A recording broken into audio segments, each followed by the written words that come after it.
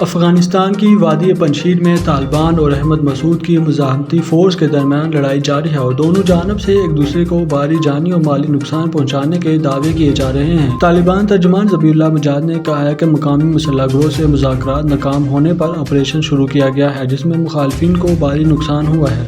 جنگجو نے پنجشیر میں داخل ہو کر متعدد علاقوں پر قبضہ کر لیا ہے۔ دوسری جانب مزاحمتی تحریک کے ترجمان نے کہا ہے کہ تمام داخلی راستوں پر ان کا قبضہ ہے اور وادی کے داخلی علاقے ضلع شتل میں قبضے کے لیے طالبان کی کوششوں کو ناکام بنا دیا گیا ہے۔ ترجمان کے مطابق رواں ہفتے کے آغاز میں جب سے لڑائی شروع ہوئی ہے اس وقت سے مختلف مقامات پر بڑی تعداد میں طالبان جنگجو کو نشانہ بنایا گیا ہے۔ طالبان کا کہنا ہے کہ پنجشیر وادی کا چاروں طرف سے گھیراؤ کر لیا ہے اور باغیوں کی کامیابی ناممکن ہے، تاہم باغیوں نے ہتھیار ڈالنے سے انکار کر دیا ہے۔ خیال رہے کہ گزشتہ روز بھی احمد شاہ مسعود کے بیٹے اور مزاحمتی فورس کے سربراہ احمد مسعود نے اپنے ایک بیان میں کہا تھا کہ اگر طالبان اپنی حکومت میں افغانستان کے تمام نسلی گروہوں کو شامل کرتے ہیں تو ہم ان کی حکومت کو تسلیم کر لیں گے۔